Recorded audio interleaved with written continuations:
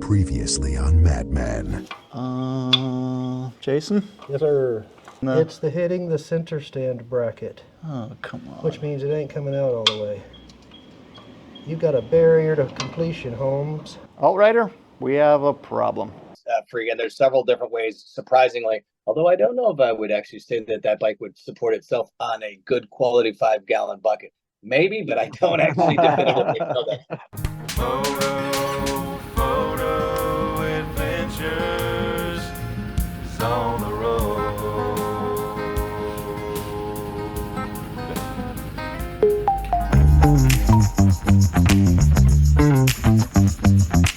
Welcome back to Moto Photo Adventures, everybody. If you haven't seen it yet, we just finished a fantastic, really cool interview with Jeremy LeBreton at AltRider. And always at the heart of obstacles, what's called the matrix, you look down and there's a pile of these broken. They're sitting at the obstacle because you have to reverse and get another approach up.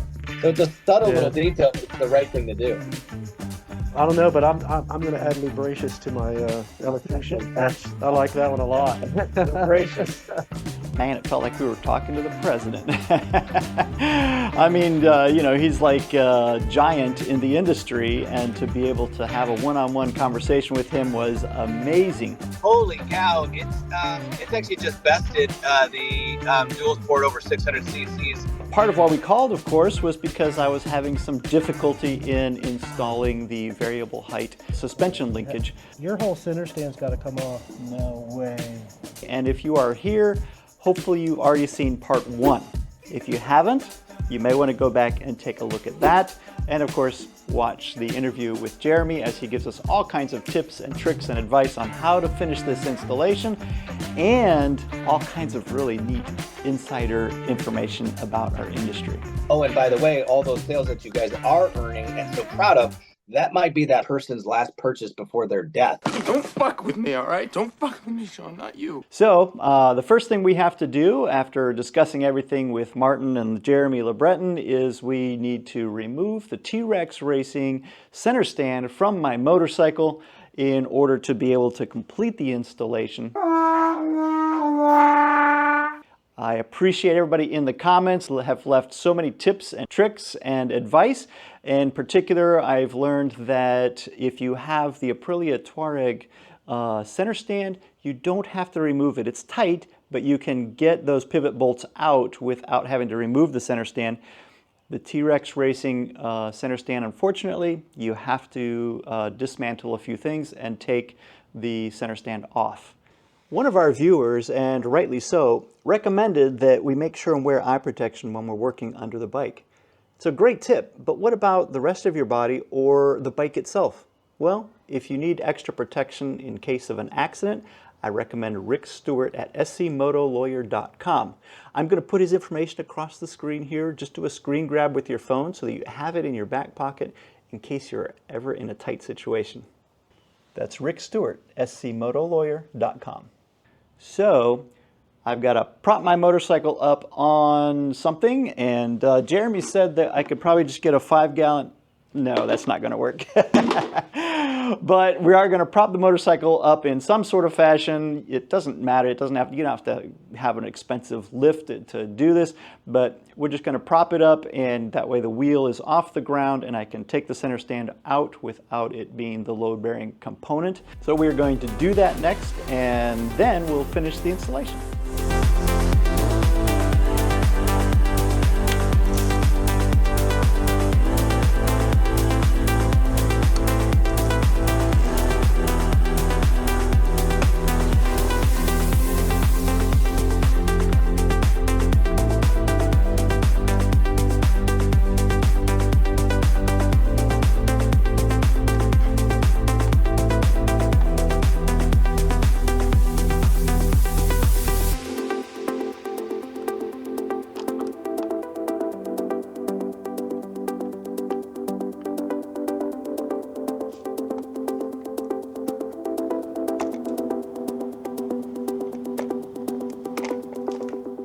All I've done is remove the 2 plastic panels that you see here and took off the connector for the shifter bolt to help remove those.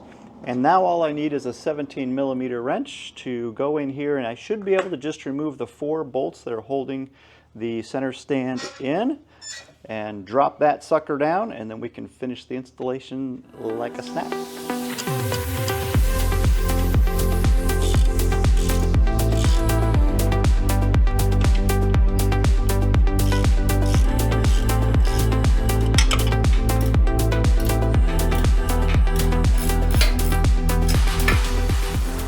Alright, you guys, we're back to where we were on the part 1. This is the 15mm nut for the rear linkage bolt. So I've got that off. I'm just going to get my boot underneath here and taking the pressure off the swing arm, I can slide that out. Let the wheel back to the ground. All right, we've got the 13mm spanner holding the head of the front bolt, and the 15mm loosening the nut. Now this front leakage bolt was the one that we could not get out earlier because it was too long and it was hitting up against the plate for the T-Rex Racing center stand. But now that we've got this plate out of the way, oh, look at that.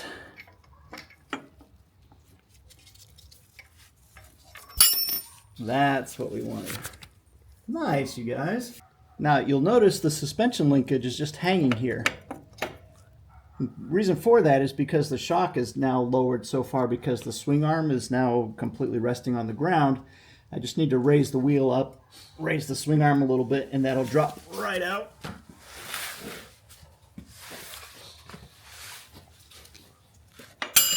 Boom. That's the Aprilia Touareg swing arm that we're going to be replacing.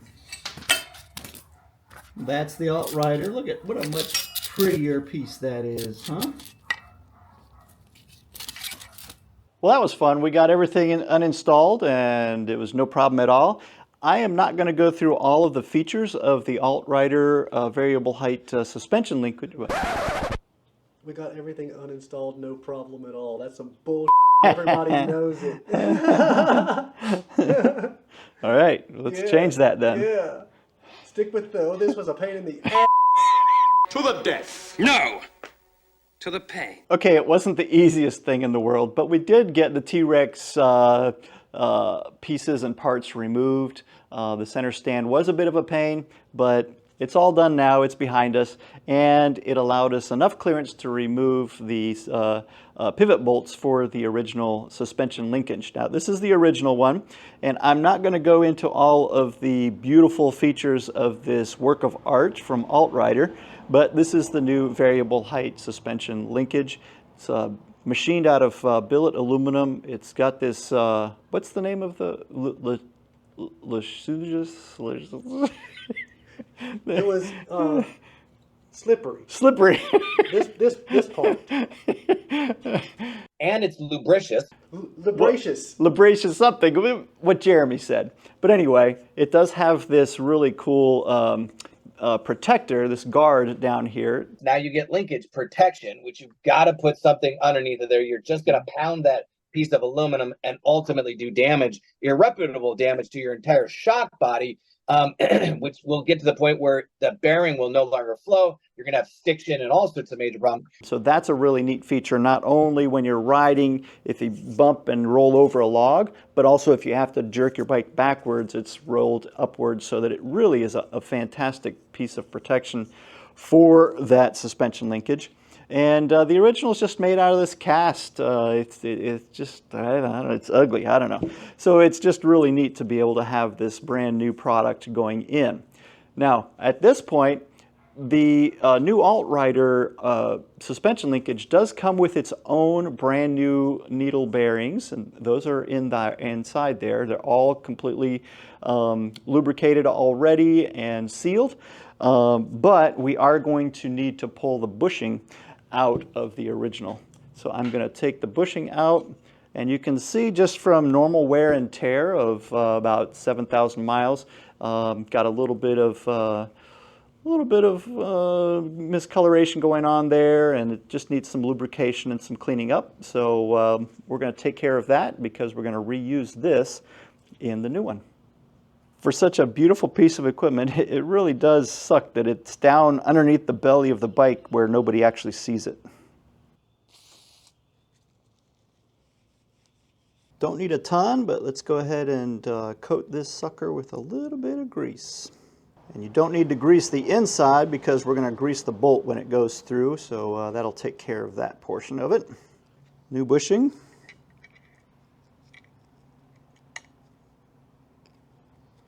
Perfect. Just to recap what we went over in part 1, the beauty of the variable height suspension linkage from AltRider is that you can adjust it. As you can see right here, you've got 2 levels of higher and 2 levels of lower in terms of the suspension height that you can gain or decrease. I personally am going to put 1 dot forward. You'll see here's a 1 dot at the front here. So it's going to insert into the bracket this direction, and if you'll notice, that's going to give me a plus 20 millimeter. If I used the front hole, if I put the axle bolt or the suspension linkage bolt through here, then that's going to give me an increase in height of 20 millimeters. And if I use the lower hole or the rear hole, then that's going to give me a negative 20 millimeters, negative 19 I should say, which is about 1/4 of an inch drop in the suspension. Conversely, if I use the 2-hole forward, so if I put the 2 dots forward and inserted it that way, the front hole, if I use the front hole here, that's going to give me a 6 millimeter rise in suspension. And if I use the rear hole, that's going to give me 32 millimeter decrease in suspension height. So that's how that whole thing works. The beauty of the system is once you have the front bolt in place and you're set in terms of where you've got your suspension, if you decide you want to increase or decrease the suspension, you don't have to remove the front bolt. You simply pull the rear bolt out, flip this around, or move to the other hole, whichever hole you're in, and within 5 minutes, you can change the height of the suspension. It's truly a magical, ingenious system. Also, while you're cleaning that bushing, don't forget to clean the pivot bolts and get those lubricated because you're going to be reusing these. You certainly don't need to grease these pieces, but they keep falling out as I try to do this install, so I figured a little grease would hold them in place. I've gently propped up the rear wheel a little bit. If you remember correctly, come this way. We have to get past the suspension here, and so I needed to move that back a little bit. So we've got the wheel propped up for it. And if you'll look down here at me for a second, I'll just real quickly recap. This is the new suspension linkage, and if you'll notice, the front is a little bit shorter, narrower, and so the linkage bolts, one is a little bit longer and one is a little bit shorter. So obviously we're going to use the short suspension linkage bolt to insert into the front portion.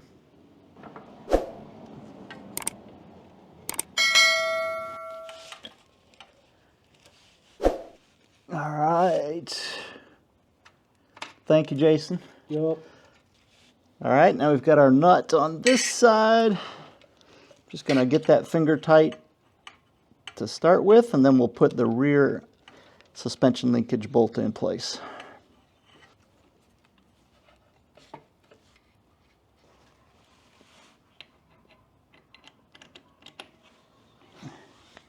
Now, I'm going to raise it up even more, kick that back. That's pretty close. Can we drop it just up or down? Down just a millimeter?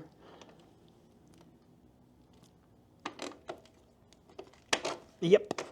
Yep. Sweet. All right, I'm going to get the nut on here finger tight, you guys, and just remember, these are nylock nuts, so don't need any Loctite.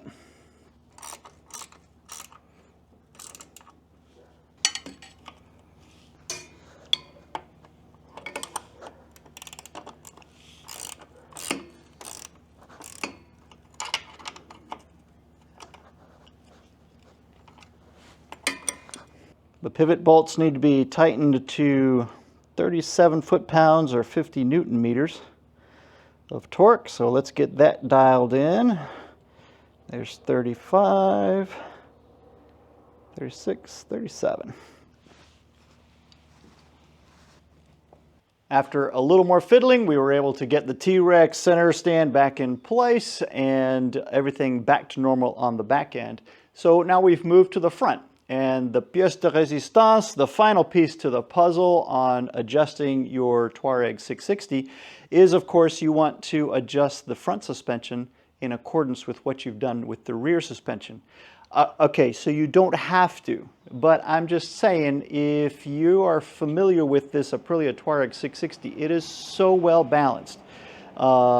People love it because it's amazing off-road, and yet you can rip down the interstate at 90 miles an hour without getting any kind of a wheel wobble. You know, sometimes you hear on the forums people on the Yamaha Tenere 7, it's great off-road, but highway riding at high speeds, it can get a little bit of a wobble. And part of that has to do with the balance and, you know, whether the bike is chopper style, you know, if the rear suspension is lower, or stink bug style. And there's a fine balance in how these manufacturers have produced these bikes and engineered these bikes in terms of the benefits of each. For me personally, the Touareg 660 is so well balanced. I mean, we've done huge highway miles. If you haven't seen it yet, you got to check out our Nova Scotia trip. Mostly interstate, mostly not interstate, but mostly pavement, but just absolutely beautiful scenic drive on road. And then, of course, we also did the Panhandle Adventure Trail, which was mostly dirt. And so to be able to go on and off road and be equally comfortable on this bike is just, I think, amazing. For that reason, I don't want to mess with the balance. Again, stink bug means that the front is, stink bug means the front is a little bit lower. You know, it's just kind of more like a crotch rocket style, you know, lean. And that gives you a lot more whipping into the corners if you're doing twisty highway roads. Very, very light, feathery feel to your steering. But it suffers from highway wobble and things like that. And of course, the same reverse takes place if your suspension is chopper style, where you've lowered the rear but didn't adjust the front accordingly. And now you're riding like this, and you're getting nice, steady highway miles. Everything is rock solid on the highway, but you're going to have to really push and turn your steering wheel a little bit harder to enter into those beautiful twisty roads or manage the off-road technical terrain. So again, I'm going to put mine equally up front as I did in the rear to make sure that it stays balanced and maintains that attitude that came from the factory with this bike. In order to do that, what AltRider recommends is whatever you've lowered the rear suspension, you're going to lower the front by half. So I went minus 19 millimeters on the rear suspension. Therefore, the front suspension, the fork tubes, I'm going to raise those up about half that, which is roughly 10 millimeters. So to do that, all we have to do is release these 4 bolts. They've got 4 clamps, clamping bolts right here, and they are all 6 millimeter Allen key. And then we'll push the fork tubes up inside there and make the adjustments.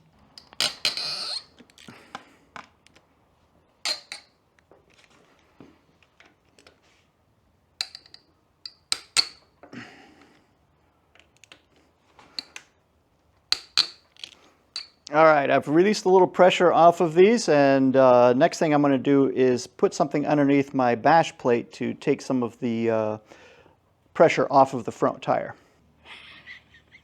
Do you think it's going to fall off? It's an air compressor. Okay. Got it.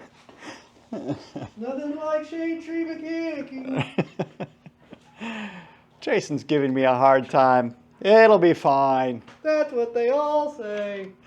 All right, let's loosen this a little bit more, you guys. Completely take the pressure off of that. And that.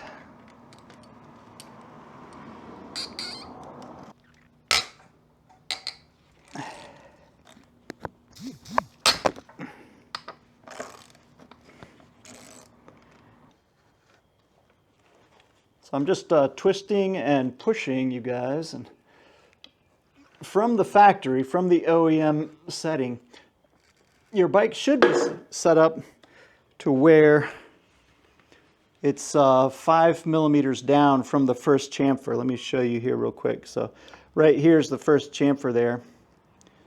Goes around the top, and then this is the cap. You don't want to clamp on the cap, of course, but you can see that line start to show. That's where the factory setting was. The top of this was right on that first 5 millimeter line. Because I lowered the back almost 20 millimeters, 19 millimeters essentially, I'm going to lower this to the next chamfer, which is another 5 millimeters. Each chamfer is going to be a distance of 5 millimeters. So that will get me down another 5 millimeters. And then I'll go another 5 after that, and that should be perfect. 10 millimeter drop to match the 20 millimeter drop in the back.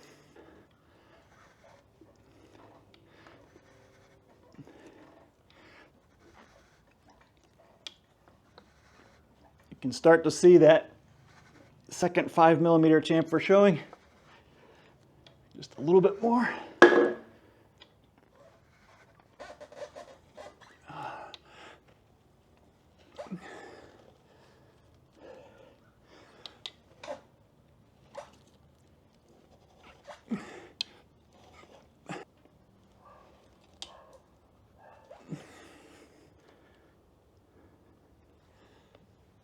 Ooh, that's it. Perfect. Yep, I can see it from here. It's the exact same on this side. All right. So that is perfect, you guys. I've been pushing and pulling on these a couple of minutes. Now, as you can see from factory, it comes with 5 millimeter drop already. First chamfer. So I've gone ahead and done an extra 5 millimeters. And then an extra 4.5. How do you know I'm getting a 4.5? Well, I can see by looking through the bolt pattern here that that next chamfer is right there. I mean, it is ready to pop out. So I'm just on the very beginning of the groove of that next chamfer. So it's essentially 10 millimeters, but I'm just before the 10 millimeter mark. Since the lower link in the back was only 19 millimeters, technically, I'd want to lower the front 9.5. So that, I think, is spot on. Next, I'm going to re-tighten the pincher bolts on both sides, and should be ready to roll. I do want to mention, just like tightening lug nuts on your car wheel, if you're changing your car tire, you want to go a little bit at a time. These down tubes are not impervious to damage.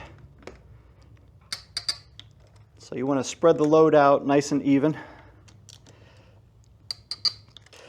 I do want to mention, as you're tightening the lower bolts, that you definitely want to keep your bracket on the clean center section of your down tubes. You see how this machined section comes up and then it's got a little smooth portion? This clamp should always stay on the smooth portion. Never drop your front forks too far in to where they are off of that. Got my torque wrench set to 18 foot-pounds or 25 newton meters of torque.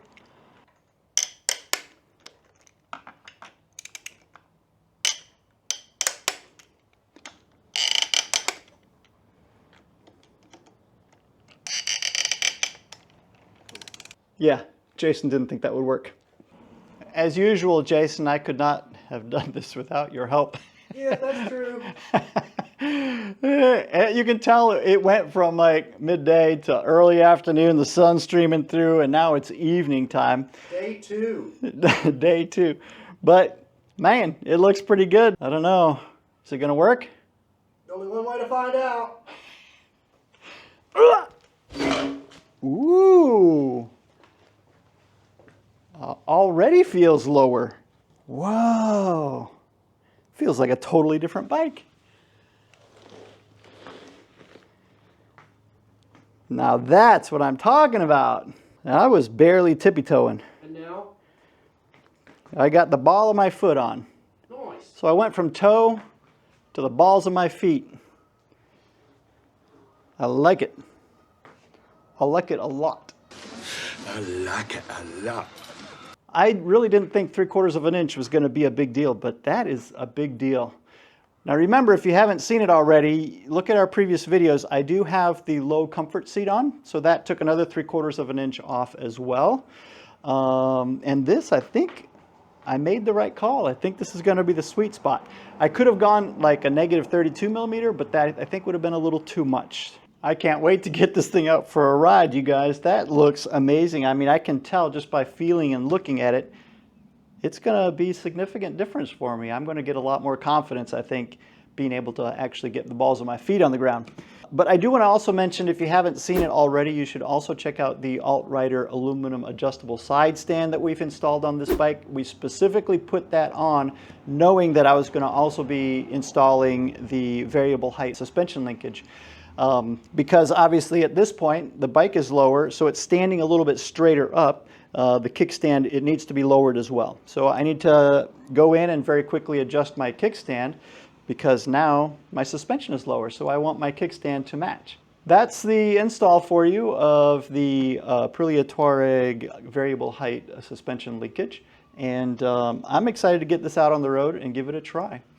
Now don't forget to hit the like and subscribe button. As you saw, we busted some knuckles on this one and we did it all for you guys. We appreciate you watching. And I also want to give a huge shout out to Jeremy at AltRider and Martin at AltRider for helping us through this process and sending us this suspension linkage to try out on the Touareg 660. We will report back to you guys with a long-term review someday in the future. Moto